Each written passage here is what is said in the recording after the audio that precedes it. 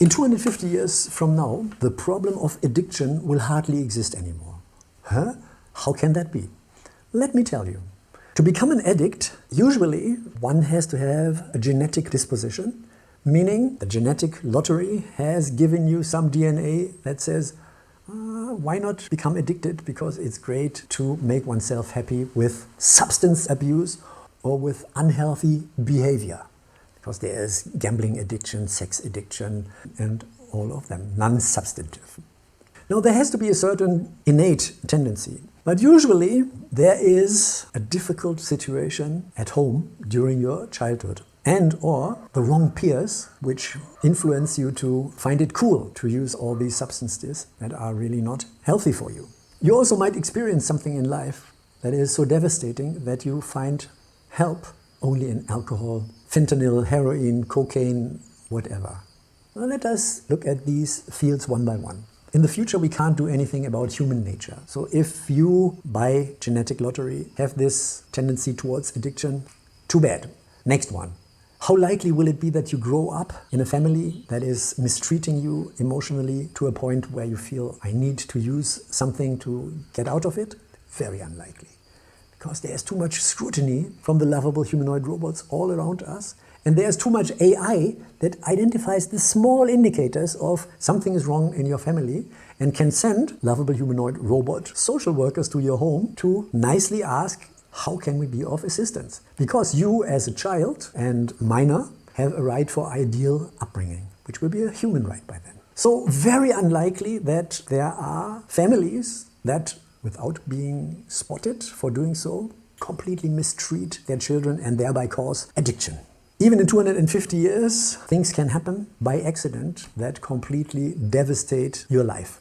You can lose a person by disease, by death, by whatever. Things can go wrong that are extremely difficult to bear or that you don't have the tools for to bear. So it might be tempting to resort to using drugs to cope with it. It will be rare, but it will exist. And again, it will be identified by AI, and there will be ample professional, lovable humanoid robots helping you there. And then there's another aspect. To avoid abuse without reason, to avoid slipping more or less accidentally into substance abuse, children will learn about drugs and how to handle them. Because let's face it, everybody loves the thrill that can come with drugs easily. So, in the far future, we will see quite a few hours of lessons in school that introduce you to the different drugs on the market and help you get a healthy attitude.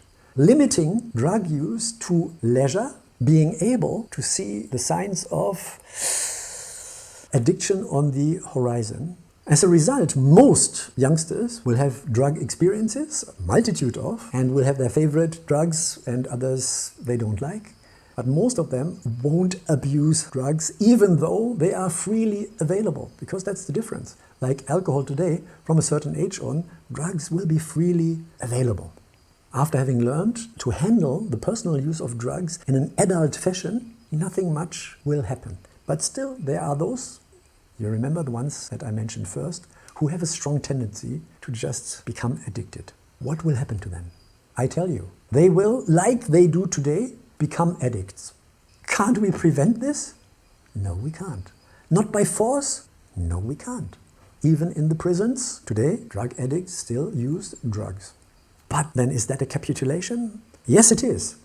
We accept the nature of the drug addict, but we have a chance to turn the person into a functional drug addict. That means we provide the drugs and we provide constant assistance by lovable humanoid robots trying to help limit the drug abuse to the absolute minimum, which might be a lot compared to what others think is okay. But for this person, we have to find out what is the possible absolute minimum of drug abuse. And we can be sure that this will not cause any damage and problems to society, because the drugs will be provided free of charge to the serious addict. He does not have to go to the black market, and there is no black market. There is no need for a black market. If there's no black market, there are no gangs, there are no cartels. Because if drugs are freely provided by society to the serious addicts at always good quality and reasonable prices to all the others, the recreational users, like alcohol today, then what can criminal organizations live off if there's no market for them? Fantastic! Because that also means that a large percentage of crime, all drug-related crime, vanishes just like this. How many of the inmates of all prisons in the world are there because of drugs or drug business? I don't know, maybe 80%? All of them? Goodbye, you get UBI and you live your pensioner's life, or you have a job if you are super intelligent.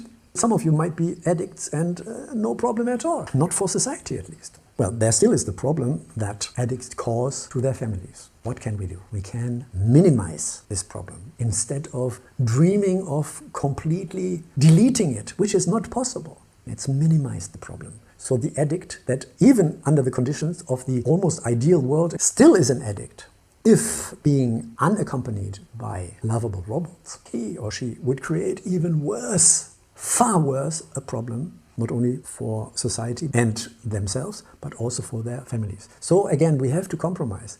There can't be an ideal solution for this, but an ideal approximation. With the help of AI and lovable humanoid robots, we will achieve this in case of addiction.